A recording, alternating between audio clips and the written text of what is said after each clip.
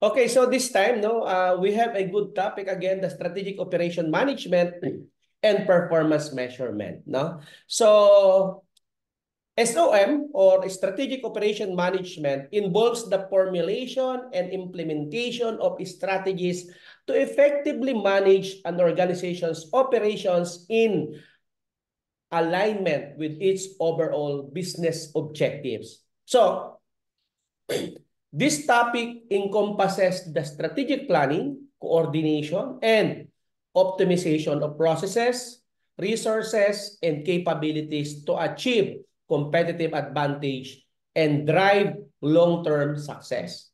SOM integrates various disciplines such as operation strategy, nandiyan si supply chain management, si quality management, and right now, whether you like it or not, the technology management to create a value for customers and stakeholder. And one key aspect of strategic operations management is aligning operations with the organization's strategic goals and priorities. And this involves understanding market dynamics, customer needs, and competitive forces to develop operational strategies that support the organization's overall strategy. Let's say, for example, an organization pursuing a differentiation strategy may focus on innovation and product customization on its operation, while a cost leadership strategy may prioritize efficiency and cost reduction.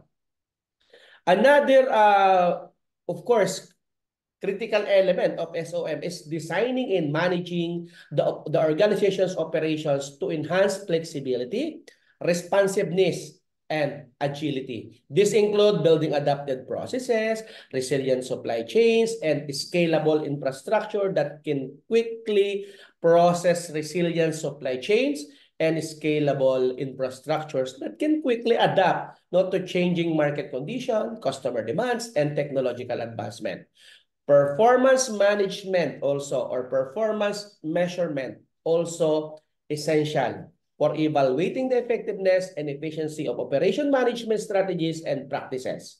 This time, performance measurement involves defining key performance indicators. No? Ano ba KPI natin? Anong KPI mo? Nagawa ba natin KPI? And metrics to assess various aspects of operations performance such as quality, productivity, cost, delivery, and customer satisfaction.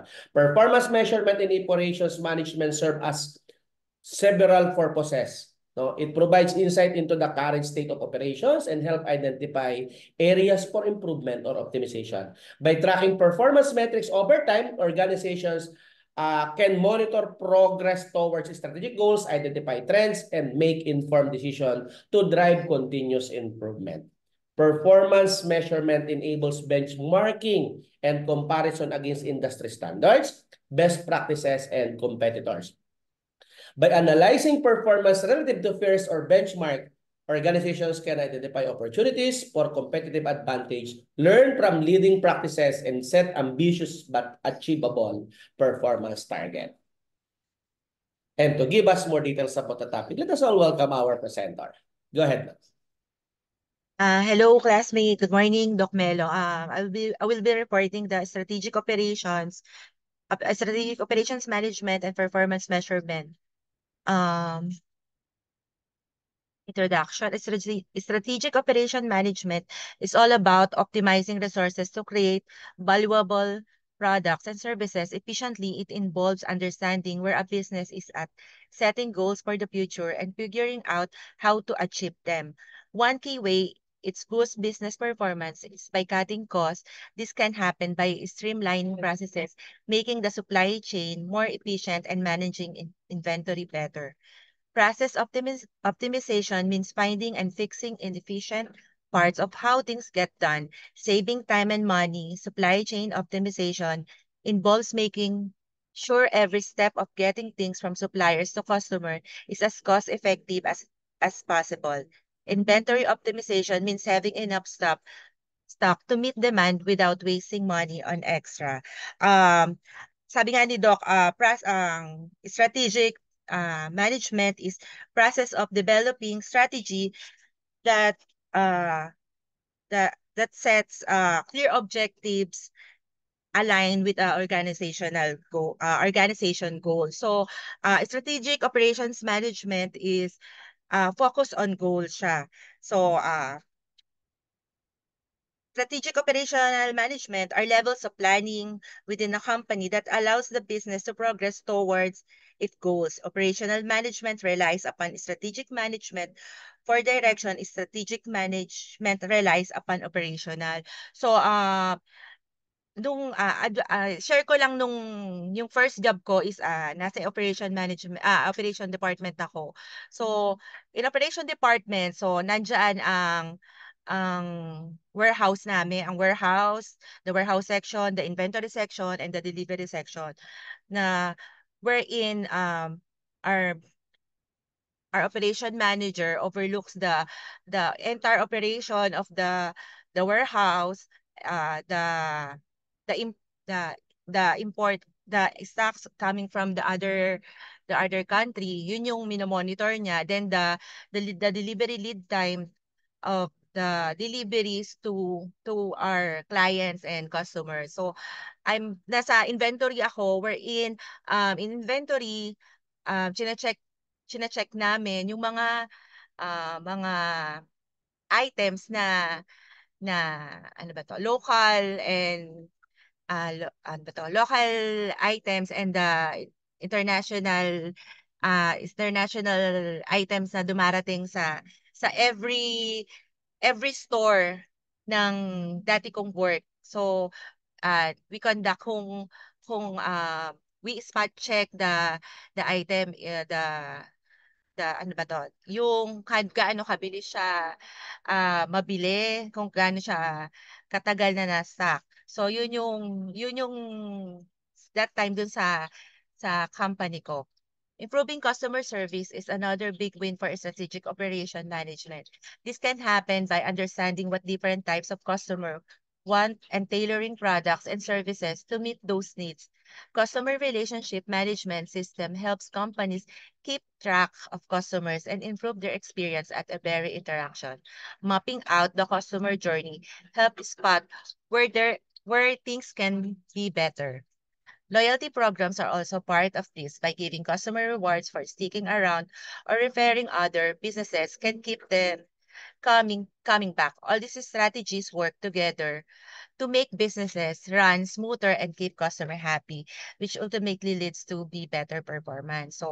Um, so sa strategic operation management, Um, kaya nga minsan may mga company talaga na every year they conduct a strat plan for how to improve pa yung mga halimbawa may item sila na hindi masyadong mabili ganyan.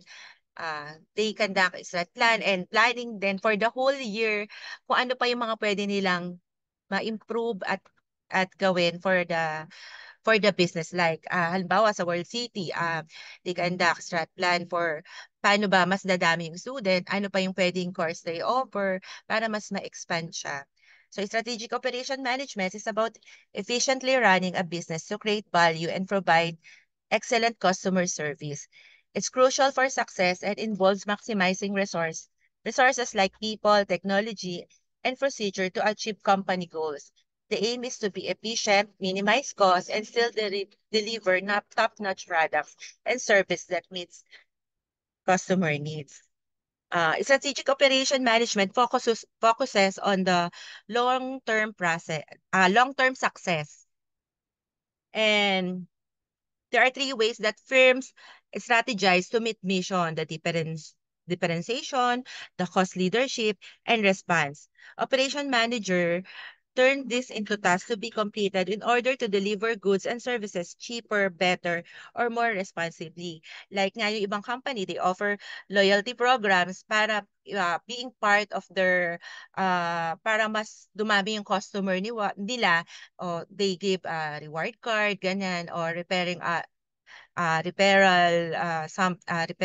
fee, para ganun, para mas makilala yung business and mas maging um, leads to a better to a better performance. One of the primary goals of operation management is to improve efficiency and productivity. By streamlining processes, eliminating waste, and optimizing resource allocation, organization can minimize costs, reduce lead times, and enhance their ability to meet customer demands promptly. Like sa mga deliveries, halimbawa na lang yan, katulad yan, si Ma'am Grace from Abenson. So, ano ba yung kasi may mga customer tayo na gusto nila, halimbawa, pag bumili sila ng item, magagamit nila kagad or ma-display nila kagad. So, operation department um, manage to kung paano ba mas mapapabilis yung delivery lead time na masasatisfy yung mga customer na hindi sila mag-aantay ng matagal. So, they make plan para magkaroon ng mas mabilis na deliveries yung mga binibiling item.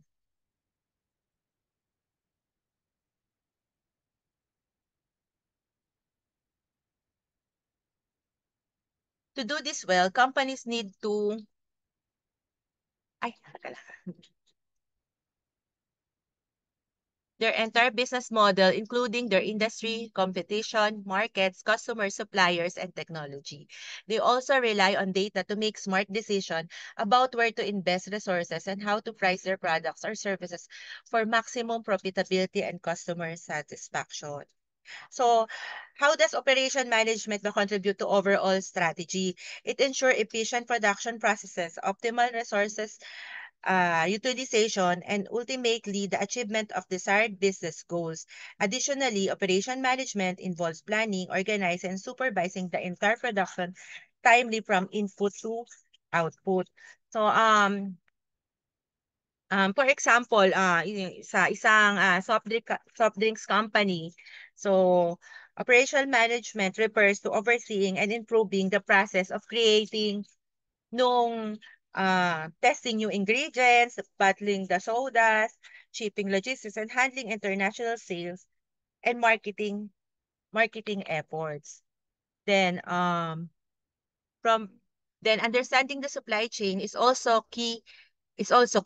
Companies need to know where their materials come from, who offers the best quality at the best price, and build strong relationships with suppliers to innovate and solve problems together. Overall, strategic operation management is about running a tight ship to stay competitive and meet customer demands effectively. Um, so in operation management, uh, no.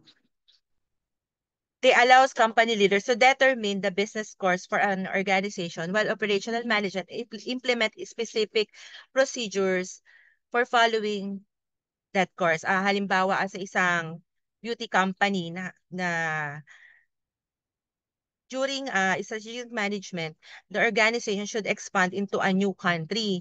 So, operational management conducts research about the new country, paano nila mamamarket. Katulad nung halimbawa yung mga ibang mga international products na meron tayo dito sa Pilipinas. So, meron tayo na dito sa Philippines na um, how they katulad yan, 'di ba? May nagkaroon tayo ng dito ng mga Uniqlo, ganyan na H&M which is from another country. So dahil nga nauso tong na mga K-pop, ganun, mga Korea. So nag-trend ngayon ang mga Uniqlo kasi more on yung trends ng the way yung clothing line nila is pang mga K-pop yung style. So ganun siya.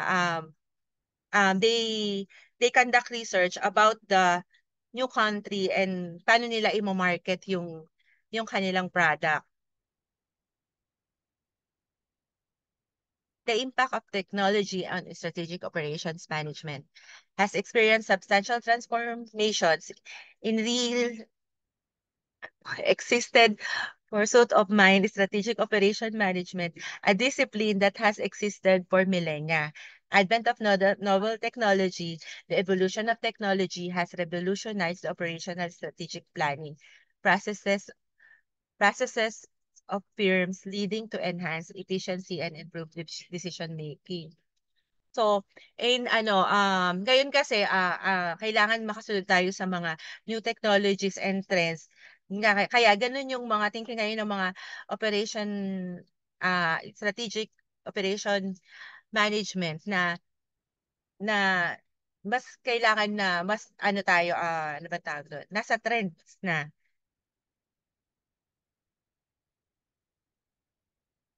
So, operation strategic management focuses on the future of the company, expanding a business plan to last for years. However, on more short-term ideas, implementation tactics, leaders using operational management may create plans that consider up to a year in the company's future. An example of this is operational leader may create a schedule for production and shipping. It's important that operational management teams consider short-term action because it makes alteration or complete changes easier to implement. The influence of technology.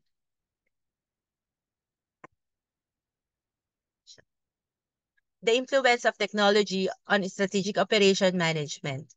Technology has had a profound impact on strategic operation management, enabling firms to make better decisions through real-time data access and advanced analytics. It streamlines processes like inventory management and customer support, enhancing overall efficiency by providing transparency into operational data. Technology helps identify areas for improvement, ensuring competitiveness in the market.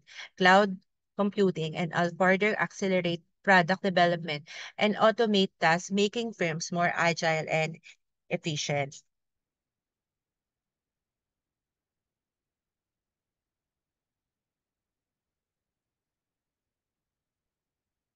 Um, Common challenges faced in strategic operation management and how to overcome them. Operation management plays a vital role in the overall strategic planning of a corporation. The term refers to the process of strategically managing and overseeing an organization's resources in order to accomplish its goal. Therefore, it is crucial to have knowledge of the typical difficulties encountered by strategic operations managers in order to prevent them. The two management levels to situate themselves in different viewpoints within the company with opposite focuses. Operational management focuses in the internal affairs of the company, considering how processes function and how departments collaborate. So, operational leaders may suggest method for increasing efficiency during production, while strategic leaders may suggest mergers or acquisitions. Resource allocation na challenges. A significant obstacle encountered by strategic operation managers is the effective deployment of resources. This entails reassuring the effective utilization of resources while simultaneously achieving organizational objectives. In order to ensure efficient allocation of resources, strategic operation managers must take into account aspects such as cost efficiency, scheduling, hazard, and additional expenditures related to storage or delivery. Furthermore, it is imperative to take into account the allocation of resources across various departments or locations to ensure adequate assistance for all sectors. Unforeseen circumstances. Strategic operation managers face the additional difficulty of managing unexpected events that may occur throughout operation. This encompasses a wide range of events such as natural calamities, shifts in market demand, or alteration in client preferences. So, ito yung mga circumstances na na-encounter din ng operation department. So, ang isa dyan is natural calamities. Minsan, halimbawa, kailangan ma-deliver yung isang item on that day pero bumaha. So, hindi na-meet yung delivery date na kailangan dumating yung isang item or shift in market demand or yung client, for example, nag-iba ng gusto nila instead na yung naka-ready na sana yung item for delivery pero biglang ni-reject siya, napapalitan ng mas maganda or mas mahal. So, yun yung minsan mga unforeseen circumstances. Data analysis challenges. Data analysis poses an additional obstacle for strategic operation managers. This entails examining both qualitative and quantitative data to have a deeper understanding of our organization's functioning. Data analysis is a value tool for identifying patterns, discovering areas for enhancement, and evaluating performance in comparison to competitors. Nevertheless, those who are inexperienced in data analytics may encounter challenges in comprehending the optimal methods for interpreting and utilizing the insight generated by data analysis tools, such as predictive analytics or machine learning algorithms. In order to surmount this obstacle, business should ensure that they possess a cadre of well-informed professionals who can offer expert advice on accurately evaluating outcomes and implementing suitable measures accordingly.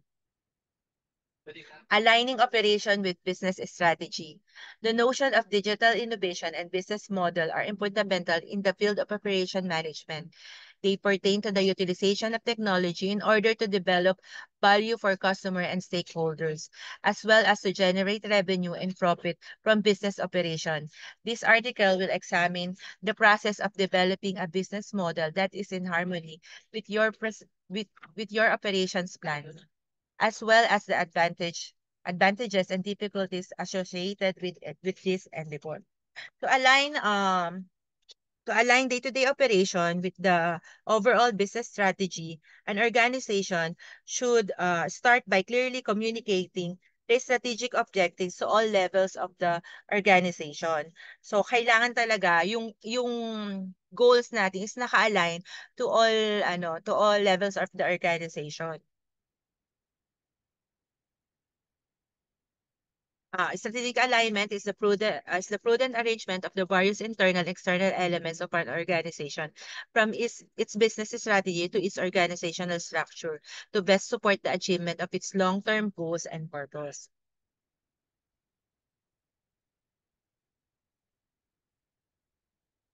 So to align business model and operation strategy, you need to ensure that they are consistent and complementary. This means that your proposition, customer segments, revenue streams, and cost structure should support and reflect your operation objectives, scope, infrastructure, and policies. What is a business model? A business model refers to the framework and strategy that a company uses to generate revenue and achieve its objective. It outlines how the company creates, delivers, and captures value in the market. A business model is a comprehensive depiction of the methods by which your organization generates, contributes, and acquires value. Excuse lang po.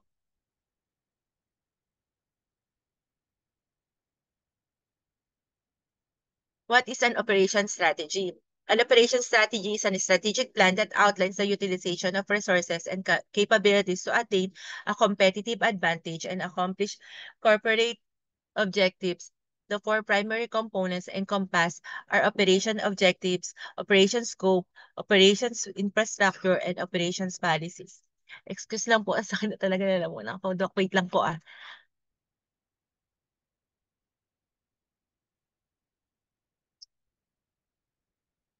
Pasensya na. Dok, sorry, pasensya na. How to align your business model and operation strategy. Aligning your business model and operation strategy is crucial for success. Your value proposition, customer groups, income stream, and cost structure should align with your operational objective, scope, infrastructure, and policies. For instance, if you offer tailored products, prioritize excellence and adaptability in operation. To reach diverse consumer segments effectively, design operation accordingly. If income relies on subscription, focus on promoting customer loyalty.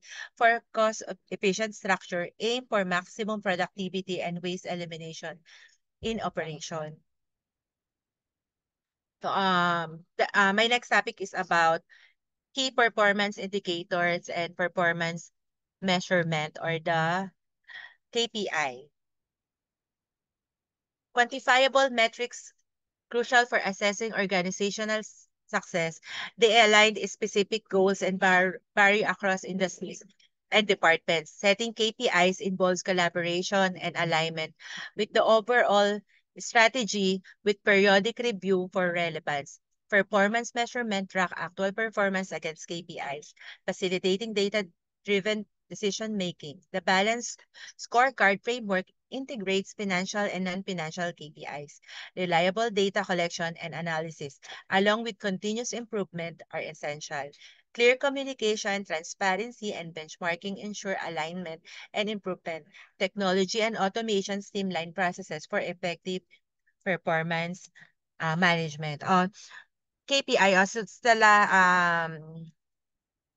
siguro naman lahat sa atin or most of us merong tayong KPI. So kasi ang sa akin ang KPI ko is bilang part ng finance. So I'm from accounts payable. So ang minemeasure ang minemeasure ang minemeasure sa KPI ko is yung ilang checks or ilang vouchers ba yung napaprocess every day ng bawat staff. So, ano ba yung lead time nila? Kung hanggang kailan nila, hanggang ilang days nila na gagawa to bago mapunta sa akin. So, yun yung KPI ng accounts payable. So, yun yung KPI nila, mini-measure yung checks, yung processing, yung na-prepare nilang mga vouchers every day. Then, so in 3 days, on the third day, dapat for checking ko na siya. So, nasa akin na dapat siya para ma-check ko if yung mga ginawa nila is tama. So, ako yung nagbe-verify bago siya mapunta sa finance manager, then sa signatory namin, which is our CFO and the chairman or the owner of WCC. Then, other mine-measure. So, ang other na mine-measure sa KPI ko is kung paano namin yung releasing ng checks. So, kung kailan namin na-receive yung invoices, ilan days yung terms, kailan namin siya mariRelease. So, yun yung monitoring tools naman namin. Yun yung monitor namin sa sa accounts payable. Yun yung minomonitor namin, yung pagre-release namin. Siguro, na-observe mo naman yan, Doc Melo, na halimbawa, from payroll, they forward the report for the payroll of the MAE. Then, mga ilang days naman, di ba, Doc, na ano naman namin siya, napapasign namin sa owner, then nagagawa naman namin ng paraan, ma-release siya hindi naman siya tumatagal ng 1 week. So, dapat, ganun yung KPI namin. Then, part din kami ng KPI ng school na yun din yung mini-measure sa amin. So, ng KPI, pag na may internal audit ang school, so yun yung mga tinatanong sa aming KPI. So, may mga type putang tayo popular KPI examples: customer satisfaction, employee retention, revenue growth, and cost reduction. KPIs are often measured on a periodic basis such as monthly, quarterly, or yearly. So, depende na lang po yan kung paano siya i-check kung monthly or quarterly.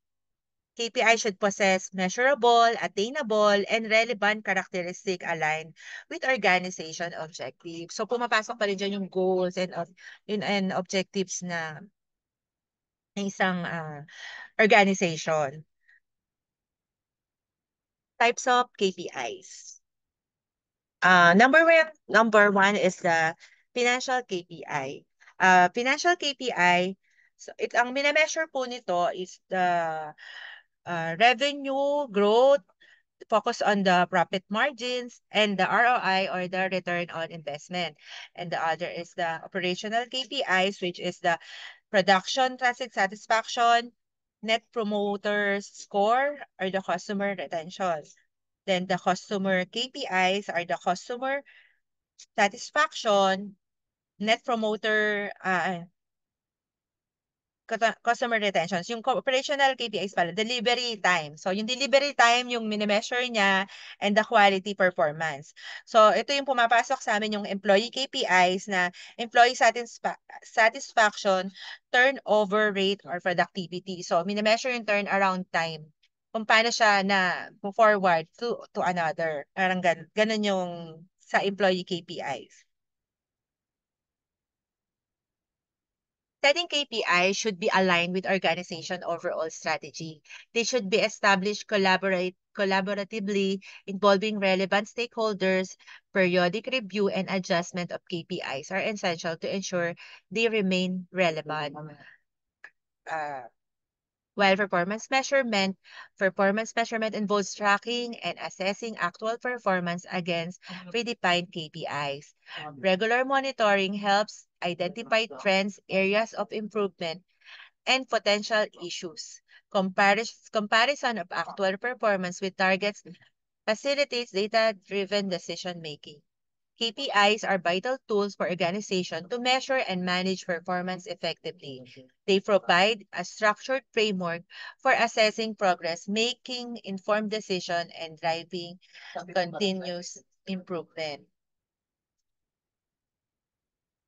Strategic decisions in operation. Strategic decisions in operation are high-level choices that align operational activities with overall business strategies.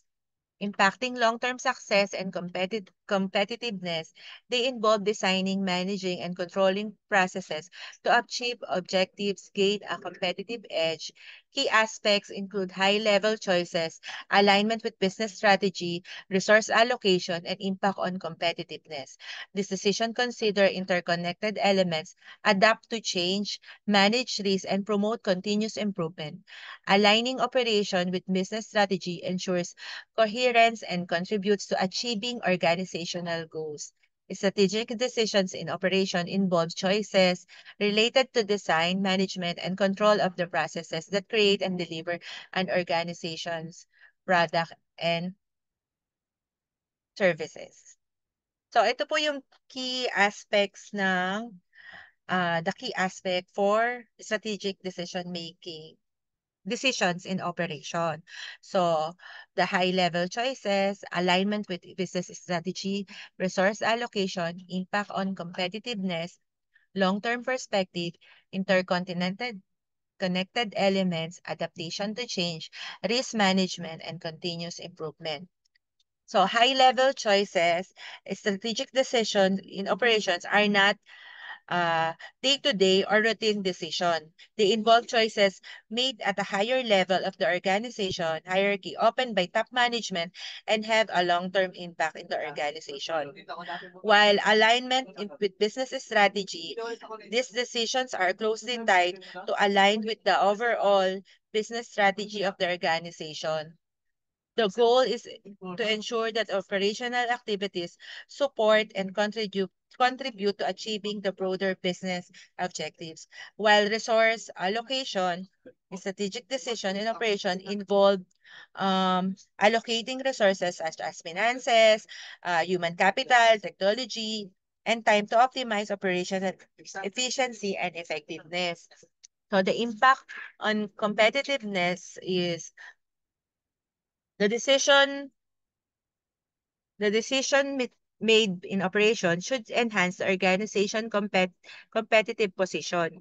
This may involve streamlining processes, adapting new technologies, or improving overall efficiency to gain a competitive advantage in the market. The long-term perspective is the strategic decision in operation have a long-term perspective. They are not focused on a short-term gains, but on creating sustainability operational practices that align with the organization vision and mission. While the interconnected elements, this decision considered the interconnected elements of operations such as supply chain management, production processes, quality control, and distribution channels. The aim to optimize the entire value chain. Adaptation to change, strategic decision in operation also involve consideration for adapting to change in the business environment, technology landscape, market trends, and regulatory requirements. While the risk management organization makes strategic decision in operation to identify and manage risk effectively. This includes anticipating potential challenges and implementing strategies to mitigate operational risk. And the last is the continuous improvement. This concept of continuous improvement is often embedded in the strategic decision. Organization is strive to enhance operational processes continually, adapting methodologies like Lean or Six Sigma to eliminate inefficiencies. Alignment with business strategy. Operation strategy should align closely with the broader business strategy. This alignment ensures that the operational decision contribute directly to achieving the organization's overall objectives. Alignment with business strategy refers to the harmonization of various elements with an organization, such as its goals, processes, resources, and activities with overarching the strategic objectives of the business. The goal is to ensure that every aspect of the organization is working cohesively towards the achievement of the broader business strategy. In conclusion po, strategic operation management and performance measurement are interrelated fields that enable firms to synchronize operational activities with its strategic objectives, evaluate their efficacy using performance measure, and foster ongoing enhancement. Through strategic management of operation, firms can improve their competitiveness, promote innovation, and effectively traverse the intricacies of the business environment in order to achieve long-term success. Thank you po. Thank you, Doc.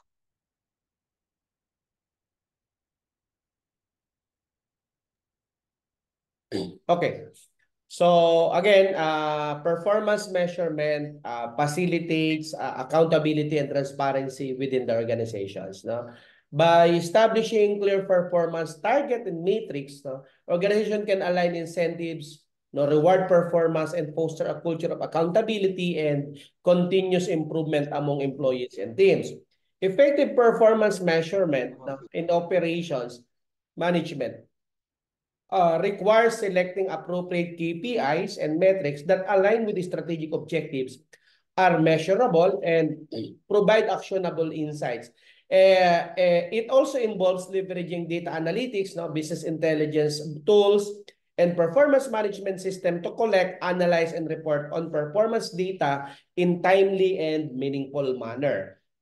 So, again, strategic operation management and performance measurement are integral components of effective business management, enabling organizations to align operations with the strategic goals, drive performance improvement, and create sustainable competitive advantage. So, adapting a strategic approach to operations of management and implementing robust performance measurement practices, organization can enhance efficiency, effectiveness, and agility to today's dynamic and competitive dynamic environment. So I think that's it for today.